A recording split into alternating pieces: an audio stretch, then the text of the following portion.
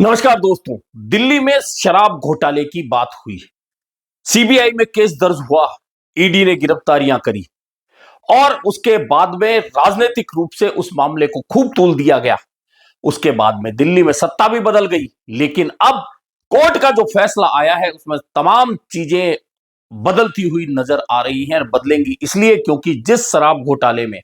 आप सरकार को लपेटा गया, आप सरकार के मुख्यमंत्री अरविंद केजरीवाल को दोषी दिया बताया गया, जिस मामले में शिक्षा मंत्री मनीष सिसोदिया को दोषी बताया गया, सांसद संजय सिंह को दोषी बताया गया, तेलंगाना के तत्कालीन सीएम की बेटी के कविता को आरोपी बनाया गया, उन तमाम लोगों को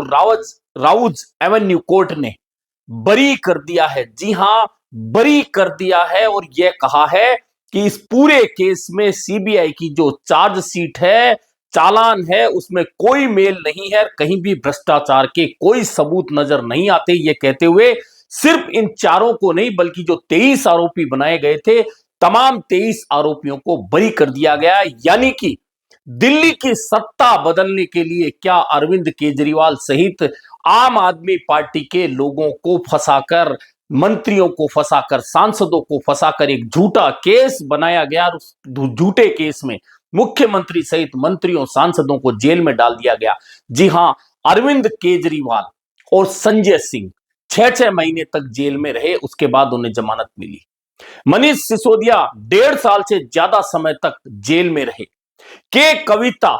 लगभग 6 महीने तक जेल में रही। अन्य आरोपी भी इस मामले में फंसे रहे, लेकिन राउज एवेन्यू कोर्ट ने जो कहा, यह सिर्फ यह नहीं कहा कि इसमें भ्रष्टाचार का मामला नहीं बनता और इन्हें बरी किया जाता है, बल्कि इंपॉर्टेंट बात यह कही कि जिन लोगों ने इस घोटाले की जांच की, गलत जांच की, उन लोगों की जांच होनी चाहिए। यह बहुत बड़ा पॉइंट है।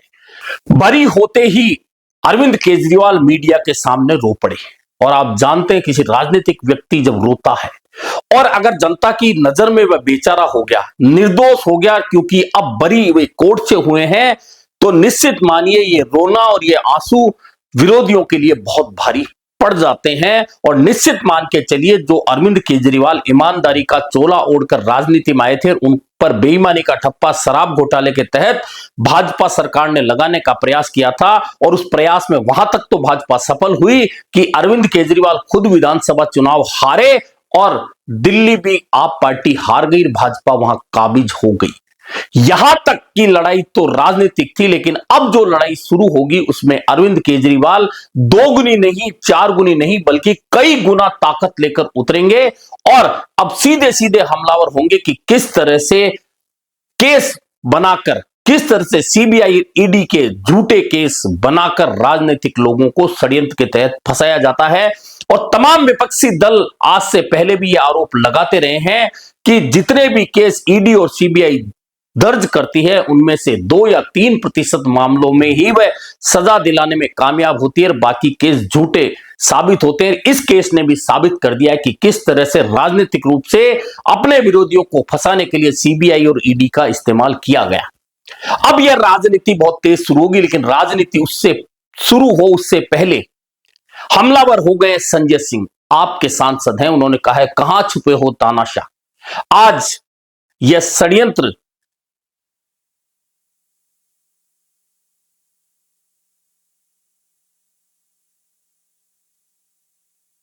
पत्नी के गले मिलकर रोए और यह आंसू में, जैसा मैंने कहा था, किसी राजनीतिक नेता के आगे जिसकी छवि ईमानदार की हो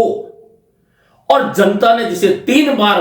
दिल्ली जैसे राज्य का मुख्यमंत्री बनाया हो, उसके साथ में अगर केस में कुछ भी नहीं पाया जाता और वह बरी हो जाता और कोर्ट यह बात कहता है, तो निश्चित मान के चलिएगा कि वह मीडिया अब कहां मुंह दिखाएगा जो रोजाना केजरीवाल को गलत साबित करने में, भ्रष्ट साबित करने में लग रहा था। यानी कि जितनी ट्रायल सीबीआई या कोर्ट में नहीं हुई, उससे ज्यादा कहीं मीडिया ने ट्रायल की और एक पार्टी विशेष के लिए काम करते हुए मीडिया ने अरविंद केजरीवाल पर जहां भ्रष्टाचार का ठप्पा लगाने का प्रयास किया गया, वह ठप्पा भी कोर्ट ने खारिज कर दिया और कह दिया कि अरविंद केजरीवाल या मनीष सिसोदिया 23 आरोपियों के खिलाफ कहीं भी कोई सबूत नहीं है। अब निश्चित मान के चलिए कि अरविंद केजरीवाल हमलावर होंगे, हमलावर तो वे बीजेपी पर होंगे, लेकिन डर कांग्रेस को लग रहा है, लगना भी चाहिए, क्योंकि कोई भी क्षेत्रीय दल किसी भी राज्य में उभरकर अगर जरा भी मजबूत हुआ है तो उसका अंत में नुकसान कांग्रेस को उठाना पड़ा है और कांग्रेस के वोटों में बड़ा डेंट हुआ है। यह भाजपा के लिए फायदे का सौदा बहुत सारे राज्यों में साबित होता रहा है। यही कारण है कि कांग्रेस के नेता अरविंद केजरीवाल के बरी होने के बाद यह आरोप लगा रहे हैं कि कोर्ट ने जो किया, ट्रायल में जो हुआ, सीबीआई ने जो गलत किया, ईडी ने जो सब किया, सब माना जा सकता है, लेकिन टाइमिंग को लेकर कांग्रेस हमेशा सवाल उठा रही है और कह रही है कि अब चूंकि पंजाब का चुनाव आना है, अब गोवा का चुनाव आना है, उसके बाद गुजरात का चुनाव आना है, उससे पहले किसी केस में इन नेताओं को बरी होना और सीबीआई का झूठा साबित होना इस बात को साबित करता है कि भाजपा अपनी एजेंसियों का इस्तेमाल अपने राजनीतिक हित साधने के लिए करती है और यह इसका पक्का सबूत है कि इन नेताओं को बरी किया जाना कहीं ना कहीं इन 3 राज्यों के चुनाव में आप पार्टी को संबल देने के लिए हुआ है। और अगर आप पार्टी को संबल भाजपा दे रही तो सीधा सीधा मतलब है कि वह कांग्रेस के खिलाफ काम कर रही है। इतना ही नहीं, कांग्रेस नेताओं ने यह भी आरोप लगाया कि जिन राज्यों में अब चुनाव होने हैं वहां कांग्रेस नेताओं के खिलाफ मामलों में तेजी आ जाएगी। और अब जिस तरह से मामला उठाया जा रहा है कि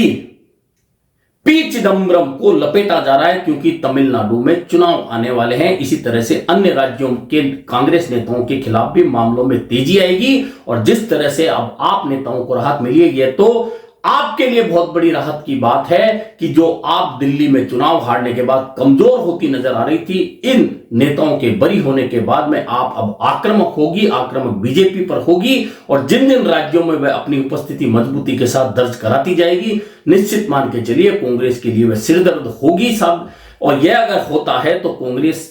क्यों ना बीजेपी और आपके बीच में गठबंधन होने का आरोप लगाए। और चूंकि आप सबसे पहले इंडिया गठबंधन छोड़कर भागी है, ऐसे में कांग्रेस अब बीजेपी के साथ आप पर भी हमलावर होगी। यह भी आने वाले दिनों में देखने को मिलने वाला है। अभी के लिए इतना ही,